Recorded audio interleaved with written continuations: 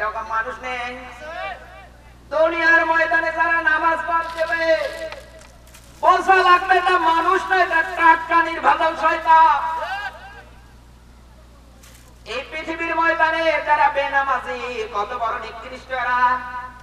হযরত মুসা নবীর কাছে এক জেনাকারী মহিলা এসে ডাক দিয়ে বলে, পয়গম্বর মুসা, আমি যে অপরাধ করেছি আমার আল্লাহ আমার এই অপরাধটাকে মাফ করবে।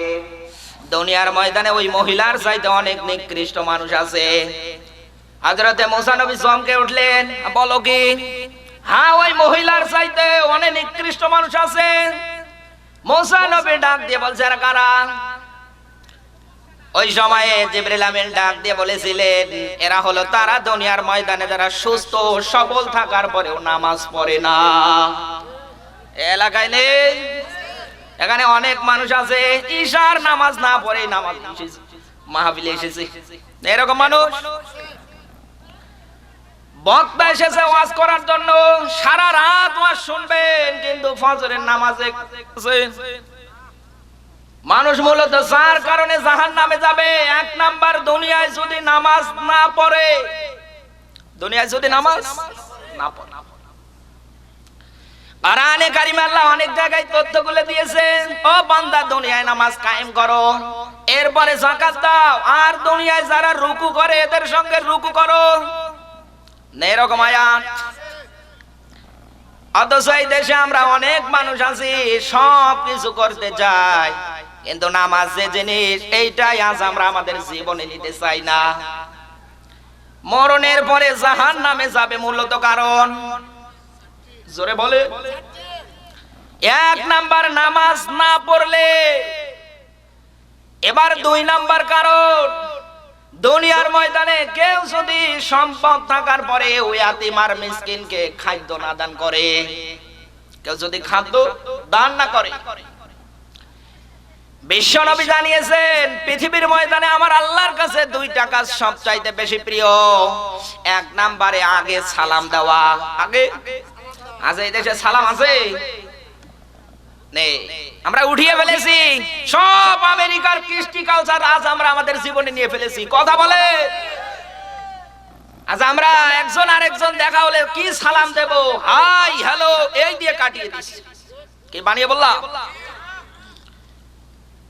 বিশ্ব নবী বলেন, পৃথিবীর ময়দানে দুইটা কাজ আল্লাহর কাছে প্রিয়। এক নাম্বারে সালাম দেওয়া, দুই নাম্বারে ইয়াতীম আর মিসকিনদের খাদ্য দান করা। সুবহানাল্লাহ বলতে পারেন না? ও মুসলমান, ওই দিন জাহান্নামীরা তাদের কণ্ঠ নেড়ে নেড়ে উচ্চারণ করে করে ডেকে ডেকে বলবে, রব্বুল আলামিন, দুনিয়ার ময়দানে আমাদের সম্পদ ছিল, টাকা পয়সা ছিল, আমরা ইয়াতীম আর মিসকিনদের খাদ্য দান করতাম না। ও মুসলমান, এই আয়াত থেকে আমাদের শিক্ষা নেওয়া লাগবে, পৃথিবীর ময়দানে শুধু নিজে খেয়ে বাঁচবেন, নিজের আখের গোছাবেন হবে হবে। আল্লাহ রাব্বুল আলামিন আপনাকে যে সম্পদ দিয়েছে, যে টাকা পয়সা দিয়েছে, সূরা হাদীদের 7 নম্বর আয়াতে আল্লাহ তথ্যটা দিয়েছে।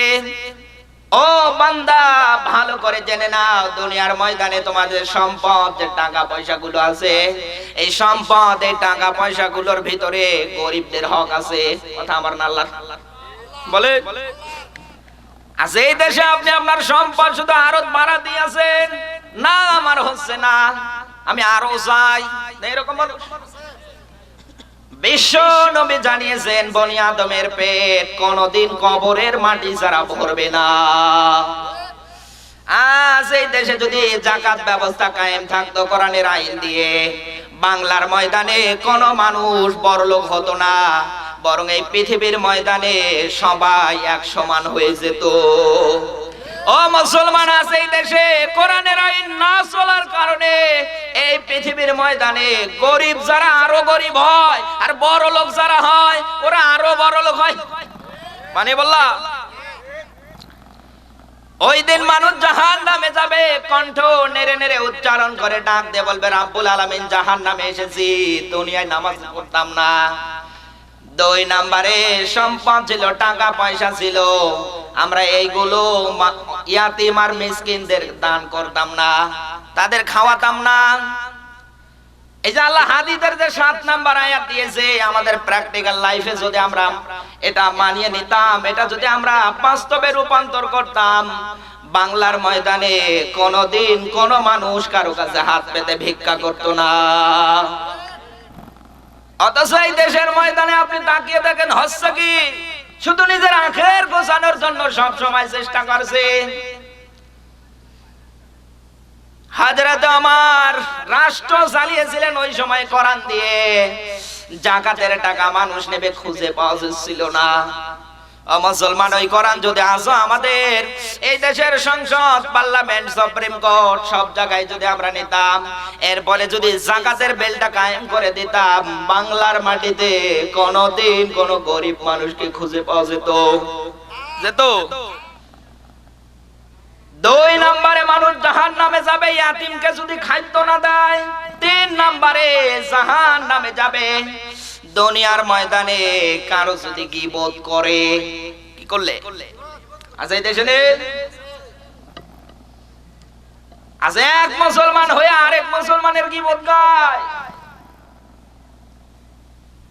এক মুসলমান আরেক মুসলমানের দেখতে পারে না, বিশেষ করে হুজুরদের ভিতরে। কি বানিয়ে বললা?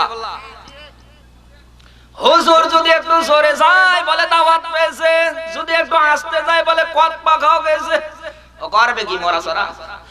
হ্যাঁ বলেন। বিশ্ব নবী জানিয়েছেন কিয়ামতের ওই ময়দান যেদিন কায়েম হবে, এক শ্রেণীর লোক আমলনামা হাতে নেওয়ার পরে ওই দিন তারা চোখের পানিগুলো ছেড়ে ছেড়ে ক্রন্দন করবে। আর এক শ্রেণীর লোক আমলনামা পাওয়ার পরে আনন্দে উল্লাসে তারা আত্মহারা হয়ে যাবে। এই যে শ্রেণীর লোকগুলো আমলনামা পাওয়ার পরে তাদের মুখটা অন্ধকার আচ্ছন্ন হয়ে যাবে, এই মানুষগুলো আমলনামাটা নেওয়ার পরে তাকিয়ে দেখবে, ডাক দিয়ে বলে, রব্বুল আলামিন, দুনিয়ার ময়দানে আমি এত ভালো ভালো কাজ করেছিলাম, যাকাত দিয়েছিলাম, দান করেছিলাম, সাদকা করেছিলাম, ভালো ভালো কাজ আমার দ্বারা দুনিয়ায় কায়েম হয়েছে, এই ভালো ভালো কাজগুলো আজকে আমার আমলনামায় কেন নেই? কি বলবে তারা? এই ভালো কাজগুলো আমার আমলনামায় কেন নেই? আর এক শ্রেণীর লোক আমলনামা পাওয়ার পরে আনন্দে উল্লাসে শুধু নাচবে। সুবহানাল্লাহ বলতে পারেন না? আল্লাহ যেন আমাদের মরণের পরে ওই কাতারে যেন কবুল করে নেয়। জোরে বলুন আমিন। এই যে লোকগুলো আমলনামা পাওয়ার পরে মন খারাপ করবে, আল্লাহকে প্রশ্ন করবে, আল্লাহ আমার এই আমলনামার এই হজ যাকাতের আমল কোথায় গেল, ভালো আমলগুলো কোথায় গেল? সঙ্গে সঙ্গে আওয়াজ আসবে, বান্দা, দুনিয়ার ময়দানে যাদের তুমি গীবত করেছিলে তোমার জীবন থেকে মাইনাস করে চলে গিয়েছে ওর জীবনে। এই জন্য পৃথিবীতে আপনার যদি কেউ গীবত করে আপনি খুশি হন? খুশি হবেন না? না গালি দেবে? না। কিন্তু এই দেশে আজ আপনি তাকিয়ে দেখেন, রাগ যখন আমাদের উঠে যায়, আমরা শেষ দেওয়া তো দূরের কথা, বরং গোষ্ঠীটাকে নিয়ে এসে মারামারি করে। মানিয়ে বললাম, আমাদের যখন রাগ উঠে যায়, বাপ দাদা আছে সবাইকে একত্রিত করে ধর ওরে তাড়াতাড়ি, আমার গায়ে হাত দিয়েছে। ও মুসলমান, আরেক শ্রেণীর লোক আনন্দে আত্মহারা হবে, ওরা ডাক দিয়ে বলবে, রব্বুল আলামিন, আমার জীবনে তো আমলগুলো ছিল না, এগুলো আসলো কই থেকে? ওদেরকে আমার আল্লাহ ডাক দিয়ে বলবে, বান্দা, এই আমলগুলো দুনিয়ার ময়দানে তোমার যারা গীবত করেছিল ওদের জীবন থেকে মাইনাস করে তোমার আমলনামায় এসেছে। এখন আপনি আপনার কাছে আমার প্রশ্ন, আমি জানতে চাই, দুনিয়ার ময়দানে আপনি গীবত করবেন না ছেড়ে দেবেন? আই বলেন, দুনিয়ায় যদি আপনি কারো গীবত করেন তো মরণের পরে জাহান্নামে দেবে কে? আরো জোরে বলে। আজ এই দেশে সব চাইতে বেশি গীবত করে মহিলারা। কারা? যখন দুইজন এক জায়গায় হয়ে যায়, ওই স্টার্ট হয়ে গিয়েছে, হ্যাঁ তোরটা ভালো না আমারটা ভালো, এত মানুষের কাছে আমি মন পাই কিন্তু আমার স্বামীর কাছে মন পাই না। পাবে কোন কায়দায়? কারণ তুমি যে কটকটি তা তো বোঝার বাকি নেই। মানে বললাম, তুমি যে কটকটি তা তো বোঝার কোনো বাকি নেই। কেন তোমার স্বামী তোমারে ভালোবাসবে না? কেন তোমার স্বামী তোমাকে রেখে পরকীয়ায় যুক্ত হবে? কারণ তুমিও যেই কায়দার তোমার স্বামীও কিন্তু ওই কায়দার। কে? আজ এই দেশে ইহুদিদের সংক্রান্ত এই যে ভারতের স্টার জলসা কিছুক্ষণ আগে ভাই বয়ান করছিলেন, এই দেশের ইমানটাকে কেড়ে নেওয়ার জন্য এই দেশের মহিলারা সব চাইতে বেশি ঝুঁকে পড়েছে এই দিক দিয়ে। এলাকায় তো নেই, সব ঢাকায় আছে। আজ এই দেশে নারী যারা আছে, আমরা যারা পুরুষ হিসাবে দাবি করি, আজ আমরা পুরুষরা হয়ে গিয়েছি নারীদের কাছে জোগাইল্লা। জোগাইল না? বাজার থেকে আপনি এসেছেন, আসার পরে ডাক দিয়ে বলছেন তাড়াতাড়ি খাদ্য দে। ও বলছে স্বামী গো একটু ধৈর্য ধরো। কে বলতো শুরু হয়েছে নন্দিনী? কি দিনে? কে বলতো শুরু হয়েছে নন্দিনী? একটু ধৈর্য ধরো। ওটা যখন শেষ হয়েছে ডাক দিয়ে বলছে খাদ্য দাও। বলছে স্বামী গো দাঁড়াও, এবার তো শুরু হয়েছে কি আপনার কে পর। তার মানে ও খাবারও দেবে না, একটার পর একটা চ্যালেঞ্জ মেইনটেইন করবে, এরপরে খাদ্য দেবে। এক কথা বলে না। অথচ আমার আল্লাহর নবী জানিয়েছেন এই দুনিয়ার ময়দানে প্রত্যেকটা স্বামীকে আমার আল্লাহ নারীদের জন্য প্রেসিডেন্ট বানিয়ে দিয়েছে। সুবহানাল্লাহ বলতে পারে না? অথচ এই দেশে আমরা প্রেসিডেন্ট হওয়ার পরে আমরা আজ এই দেশে হয়ে গেছি জোগাইল্লা। কারা জোগাইল্লা হয়েছে জানে? ওই যে বিয়ে করার সময় লক্ষ টাকার মোটরসাইকেল, 4 লক্ষ টাকা যারা নিয়েছে, এরাই বর্তমানে পৃথিবীর ময়দানে বউয়ের কাছে জোগাইল্লা। এই দেশে অনেক হাজি আছে, হজ করে আসে, বেটা বিয়ে করার সময় যৌতুক ছাড়া কিছু বোঝে না। বগুড়া জেলায় নেই, বাংলার অন্য জেলায় আছে। কি হাসি গো, হজ করে এসে বিয়ে করাবে বেটাকে, যৌতুক ছাড়া বোঝে না।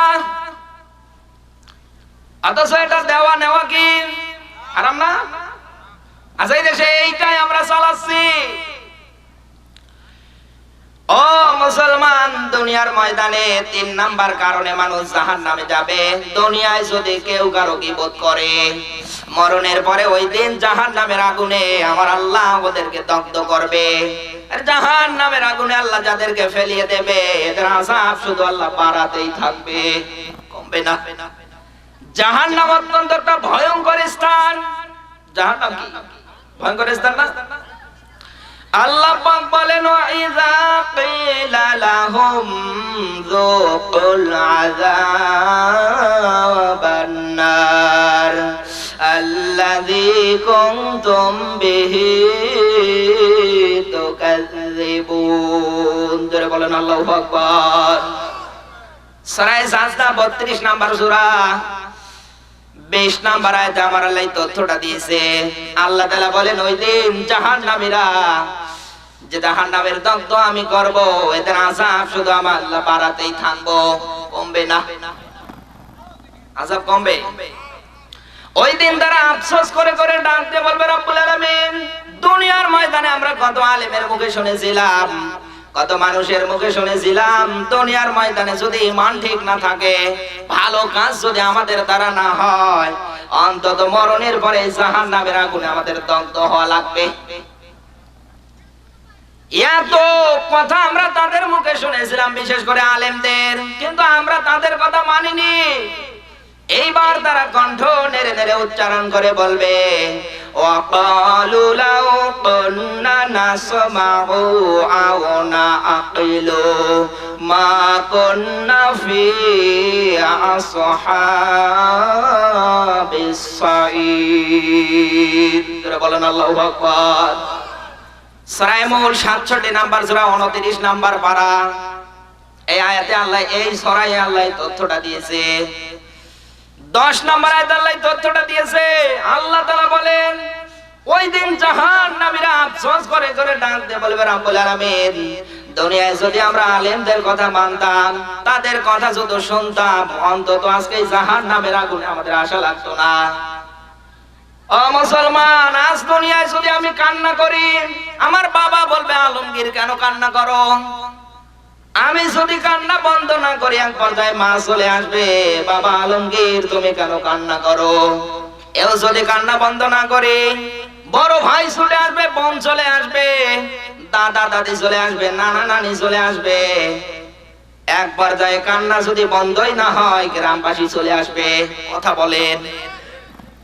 ও মুসলমান, দুনিয়ায় যদি আপনি কান্না করেন, এত মানুষ ছুটে চলে আসবে, কিন্তু মরণের পরে যখন আপনি কাঁদবেন, কেউ আর আদর করেও বলবে না বাবা আলমগীর তুমি কাঁদো কেন, বলবে? ওই দিন শত কান্না করলে কোনো লাভ হবে? হবে? এই জন্য আমার আল্লাহ জানিয়েছে, ও পৃথিবীবাসী, দুনিয়ার ময়দানে হাসো কম কিন্তু কাঁদো বেশি। আজ এই দেশে আমাদের হাসি কম না কান্না বেশি? হাসি বেশি না? কি হাসি গো, দাঁত বের করে ফেলছে। হাসাও আবার তিন প্রকার। কয় প্রকার? আজ এই দেশে আমরা অনেক মানুষ আছি, আল্লাহ মরণের পরে জাহান্নামে দেবে, কি আমরা কি এই বসে আছি? কথা বলেন না কেন? ও মুসলমান, এই দেশে বিশ্ব নবী জানিয়েছেন, পারলে আলেম হও, এও যদি না পারো আলেমকে মহব্বত করো, এও যদি না পারো আলেমের ছাত্র হও, এও যদি না পারো আলেমকে ভালোবাসো। অথচ বাংলার মাটিতে আপনি আজ তাকিয়ে দেখেন, একটার পর একটা আলেমের মাহফিলে, তাফসীর মাহফিল করতে গেলে শত বাধা আছে না নেই? এই যে আফতাব হুজুরকে যারা গালি দিয়েছে, আল্লাহর কোরআন বলে দুনিয়ার ময়দানে যারা তাফসীর মাহফিল, ওয়াজ মাহফিল যারা বন্ধ করে দেয়, এরা পিতৃহীন অবৈধ যারো সন্তান। আজ এই দেশে কোরআন বন্ধ করার জন্য হাজারো মানুষের ষড়যন্ত্র, হাজারো মানুষের চক্রান্ত। এই পৃথিবীতে তিন প্রকার মানুষ কোরআন শুনছে, কিয়ামত পর্যন্ত শুনেই যাবে। কয় প্রকার? জোরে বলেন। এক নম্বরে দুনিয়ায় কোরআন শুনবে কাফেরেরা। কারা? কোরআন শুনবে ঠিক, কিন্তু তারা আমল করবে না, তারা তাদের জীবনেও নেবে না, বরং অস্বীকার করবে। আজ আপনি তাকিয়ে দেখেন, অনেক মানুষ আছে এত সুন্দর তাফসীর করবেন, এত সুন্দর কোরআন হাদিসের আয়াত দিয়ে বোঝাবেন। অনেক মানুষ আছে বলে, হ্যাঁ হুজুর আপনি আমারই বললেন, আপনি আর লোক পেলেন না, আমি তোমারই বলেছি। এখানে যদি আমারই বলেন হুজুর আপনি ফেরাউনের ওয়াজ করেন, হ্যাঁ আমি যদি ফেরাউনের 10টা কর্মসূচি উঠিয়ে ধরি, এই 10টা কর্মসূচি যদি আমি বলতে শুরু করি, এখন আপনার চরিত্র যদি হয় ফেরাউনের, আমার কিছু করার আছে? আছে? আপনি শুধু মিশা মিশা আমার দোষ দেন আর বলেন হ্যাঁ আমারই বললেন। এক নম্বরে পৃথিবীর ময়দানে কোরআন শুনবে কাফিররা, এরা কোরআন শুনবে, দুনিয়ার ময়দানে এরা অস্বীকার করবে। দুনিয়ার ময়দানে কোরআনের কিঞ্চিত পরিমাণ অংশ যদি কেউ অস্বীকার করে, এই মানুষটার জায়গা আল্লাহ জাহান্নামের জাহিমে করে দেবে। কোথায়? আল্লাহ পাক বলেন, ওয়াল্লাযীনা কাফারু ওয়া কাযযাবু বিআয়াতিনা উলাইকা আসহাবুল জাহিম।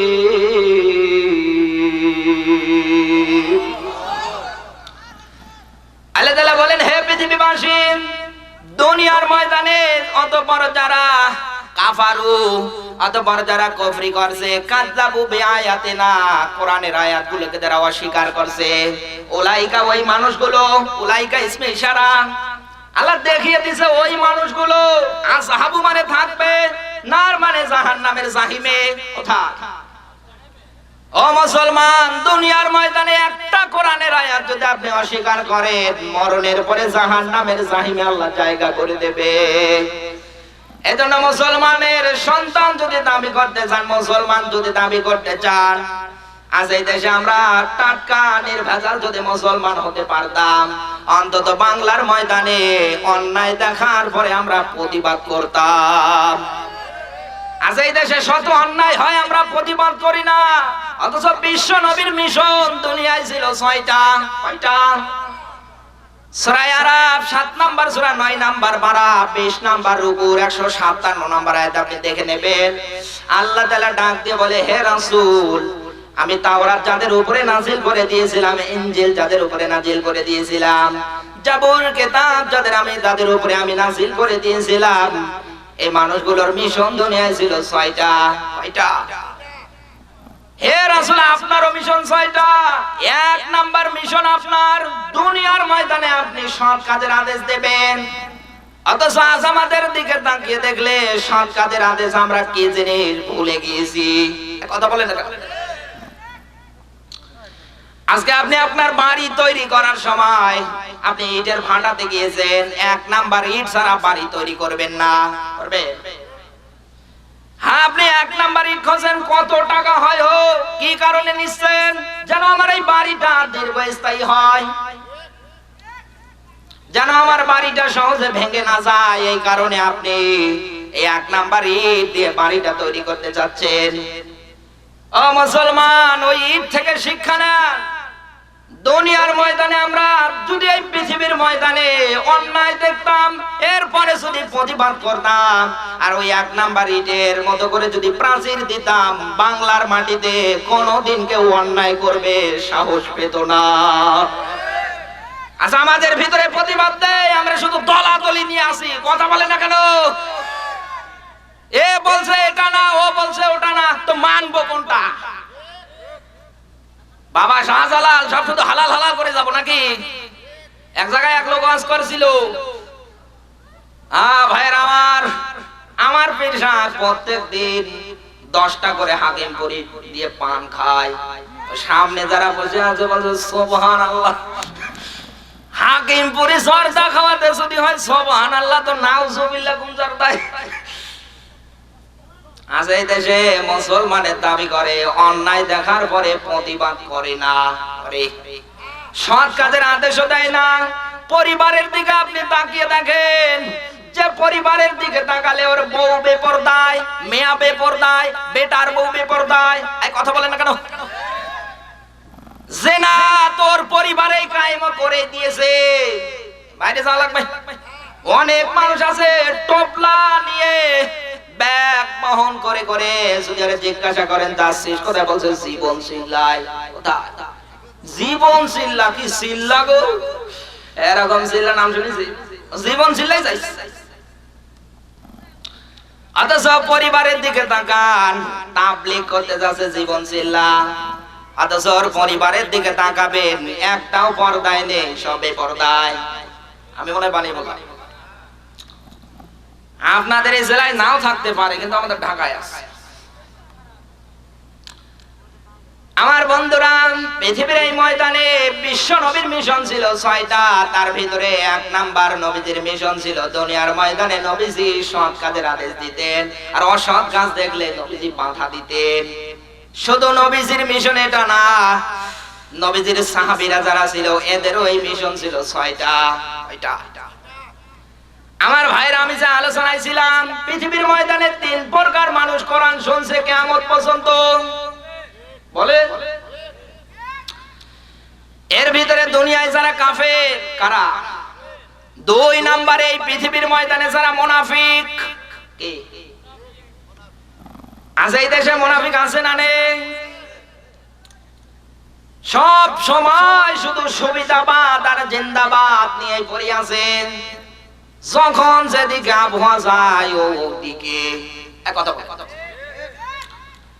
আল্লাহ রাব্বুল আলামিন বলেন, ওয়া ইযা কিলা লাহুম তাআলাউ ইলা মা আনজালাল্লাহু ওয়া ইলার রাসূলি রাআইতাল মুনাফিকিনা ইয়াসুদ্দুনা আনকা সুদুদা।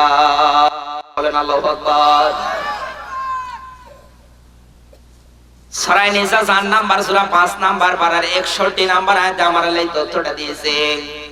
আল্লাহ তাআলা বলেন, হে রাসূল, পৃথিবীর এই ময়দানে যারা কোরআনে কারীম বলছে কিয়ামত পর্যন্ত যারা বলবে, এই কোরআনে কারীম যখন বলবে অনেক মানুষকে যখন আপনি ডাকবেন এই পৃথিবীর ময়দানে, এসো আল্লাহর দিকে, এসো রাসূলের দিকে, হে রাসূল, আপনি দেখবেন অনেক মানুষ আছে আস্তে করে মুখ ফিরে নিয়ে চলে যাবে। হে রাসূল, এরা সাধারণ কোনো মানুষ না, এরা হলো মুনাফিক।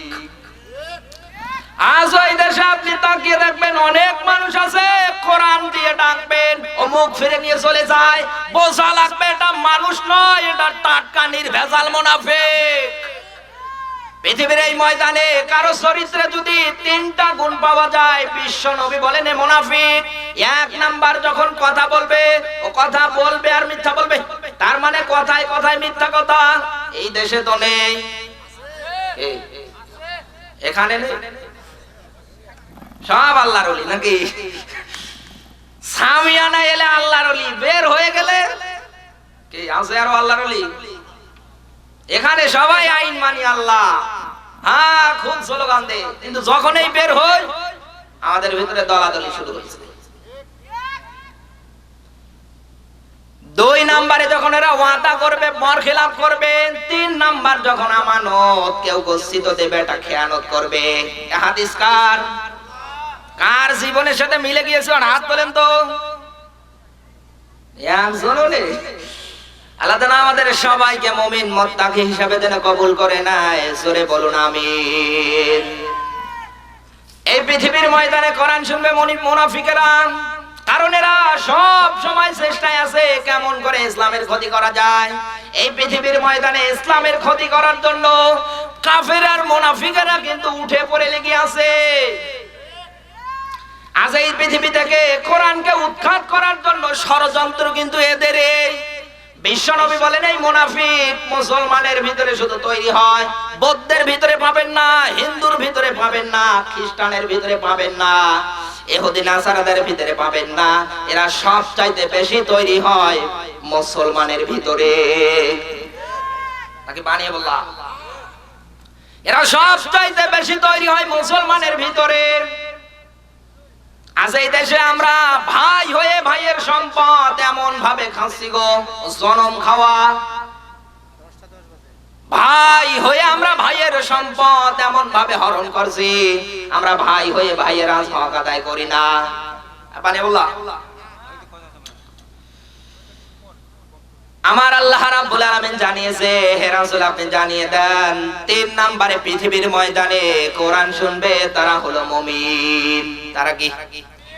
আল্লাহ পাক বলেন ইন্নামাল মুমিনুনা আল্লাযীনা ইযা যুকিরাল্লাহু ওয়াজিলাত কুলুবুহুম ওয়া ইযা তুলিয়াত আলাইহিম আয়াতুহু زادتهم إيمانا وعلى ربهم يتوكلون। জোরে বলেন আল্লাহু আকবার।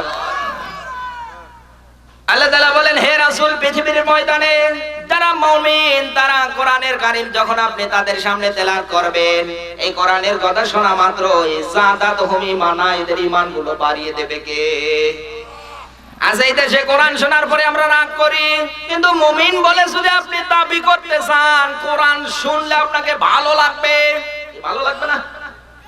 আজ আমরা কোরআনের কথা শুনতে এসে অনেক মানুষ আছে বিরোধিতা করে চলে যায়, হুজুরের নামে নানা অপবাদ দিয়ে চলে যায়।